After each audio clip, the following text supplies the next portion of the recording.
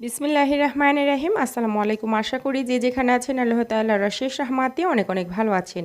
আজকে আপনাদের সাথে শেয়ার করব চুলায় তৈরি তান্দুরি চিকেন রেসিপি। আমি আজকে ফ্রাই প্যানে তৈরি করে দেখাচ্ছি, আশা করি রেসিপিটি ভালো লাগবে। এখানে আমি 3 পিস পাকিস্তানি সোনালী মুরগি নিয়েছি, একটু বড় সাইজের।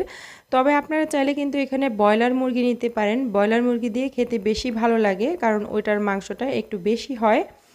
যাই হোক, আমি প্রথমে ভালোভাবে ধুয়ে পরিষ্কার করে নিয়েছি। এখন ছুরি দিয়ে কাট করে দিচ্ছি, যাতে করে মশলাটা ভেতরে খুব ভালোভাবে ঢুকতে পারে।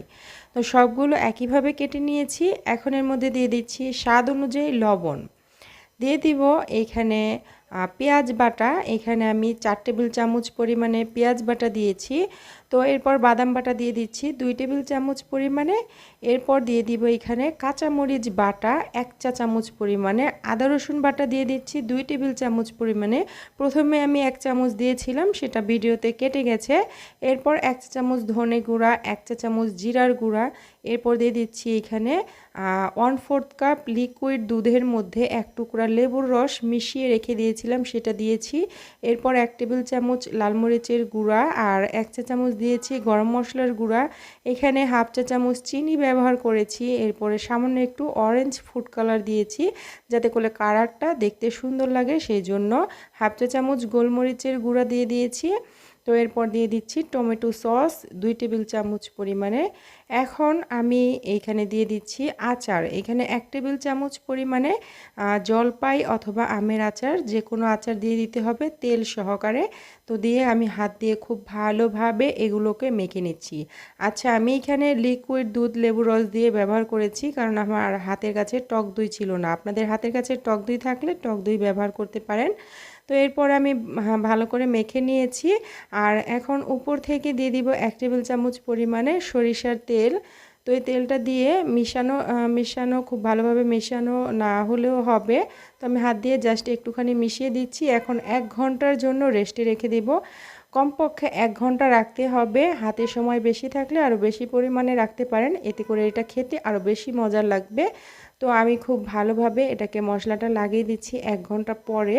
তো মশলাটা লাগিয়ে দেওয়ার পর এখন চুলায় চলে যাচ্ছি। চুলায় একটা ফ্রাই প্যান গরম করে নিয়েছি। এর মধ্যে আমি 2 টেবিল চামচ পরিমাণে রান্নার তেল গরম করে নিয়েছি। তো গরম করে নেওয়ার পর এখন আমি এখানে চিকেনগুলোকে দিয়ে দিচ্ছি। একসঙ্গে আমি 3 পিস চিকেনই দিয়ে দিচ্ছি, তবে আপনারা চাইলে 2 পিস করে এখানে ভাজতে পারেন, এতে করে নাড়াচাড়া করতে সুবিধা হবে। তো দিয়ে দেওয়ার পর আমি হাই হিটে 1 মিনিট এই পিঠটাকে ভেজে নেব। আর যে মশলাগুলো সেটা খুব ভালোভাবে আমি উপরে একটুখানি দিয়ে দিচ্ছি। তো দিয়ে দেওয়ার পর আমি 1 মিনিটের মতো রেখেছিলাম। এরপরে এটাকে আমি উল্টে দিচ্ছি। তো উল্টে পাল্টে এগুলোকে ভেজে নিতে হবে। প্রথম অবস্থাতে হাই হিটে 2 পাশ 1 মিনিট করে ভাজতে হবে। এরপরে চুলার আঁচটাকে কমিয়ে রেখে তারপরে এই চিকেনগুলোকে ভেজে নিতে হবে। আমি একটু ঢাকনা দিয়ে ঢেকে দিচ্ছি 1 মিনিটের জন্য। 1 মিনিট পর আমি এটাকে ঢাকনাটা তুলে তারপরে উল্টে দিচ্ছি।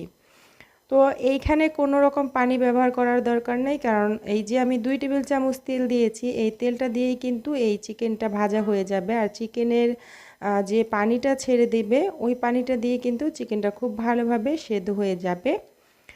তো আমি 2 পিঠ ভেজে 1 মিনিট করে ভেজে নিয়েছি। এরপর চুলার আঁচটাকে কমিয়ে দিব। আর এই যে উপর থেকে যে মশলাগুলো আমার রয়ে গেছে, ওইখান থেকে ব্রাশ দিয়ে নিয়ে তারপরে একটু উপরে লাগিয়ে দিচ্ছি, যাতে করে চিকেনটা ড্রাই না হয়ে যায়। তো এইভাবে করে মশলাটা আমি একটু পরপর দিয়ে দিব ব্রাশ দিয়ে। আর এগুলোকে আমি উল্টে পাল্টে ভেজে নিব। তো অবশ্যই একটু মাঝে মাঝে উল্টে দিতে হবে, তা না হলে নিচে থেকে খুব বেশি পুড়ে যাবে। তো এরপরে পছন্দ অনুযায়ী কালার করে এগুলোকে ভেজে নিলেই হবে এইভাবে করে। তো আমি এইভাবে করে ভেজে নিয়েছি। আমার বাচ্চারা খুব বেশি পোড়া পোড়া ভাব খেতে ভালোবাসে না, তাই আমি এইভাবে করে ভেজে নিয়েছি। আপনারা চাইলে আরও একটু কড়া করে ভাজতে পারেন। তো এখন আমি এগুলোকে নামিয়ে নিচ্ছি। আর দেখতে কিন্তু মাশাআল্লাহ অনেক সুন্দর হয়েছে। তো এখন আমি যে অবশিষ্ট মশলাগুলো রয়ে গেছে, ওই মশলাগুলো এইখানে ভুনা করে নেব। এখানে প্যানের মধ্যে আমি কিছুটা তেল দিয়ে দিয়েছি। এরপর এই মশলাগুলোকে দিয়ে দিচ্ছি। এই মশলাগুলো খেতে অসম্ভব মজার হয়। তো দিয়ে মিশিয়ে দিয়েছি। এখন এই বাটিটা ধুয়ে একটু পানি দিয়ে দিব। দিয়ে এটাকে নেড়েচেড়ে রান্না করব যতক্ষণ না মশলাটা খুব ভালোভাবে গ্রেভিটা শুকিয়ে আসছে আর এটা ভুনা হয়ে এরকম তেল ছেড়ে দিচ্ছে সেই অবস্থা পর্যন্ত। তো এখানে যদি টেস্ট করে নেবেন লবণ ঝাল অথবা চিনি বা টমেটো সস যদি কিছুর প্রয়োজন হয় তাহলে এখানে দিয়ে তারপরে এই ভুনাটা করতে হবে। এটা আমার হয়ে গেছে, নামিয়ে নিচ্ছি।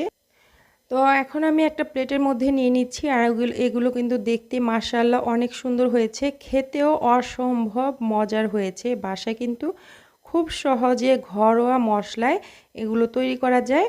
যে মশলাটা আমি ভুনে নিয়েছিলাম সেটাও কিন্তু এখানে দিয়ে দিয়েছি। এখানে চাইলে মেয়োনিজ দিয়ে দিতে পারেন, টমেটো সস দিয়ে দিতে পারেন, এতে খেতে বেশি ভালো লাগবে। নান রুটি, আটা রুটি, চালের রুটি যে কোনো কিছুর সাথে কিন্তু পরিবেশন করতে পারেন। ভেতরটা কেমন হয়েছে সেটাও দেখিয়ে দিচ্ছি। তো আশা করি আজকের রেসিপি ভালো লেগেছে। আজকের মতো বিদায় নিয়ে নিচ্ছি। সবাই ভালো থাকবেন, সুস্থ থাকবেন। এতক্ষণ সাথে থাকার জন্য অসংখ্য ধন্যবাদ। আল্লাহ হাফিজ।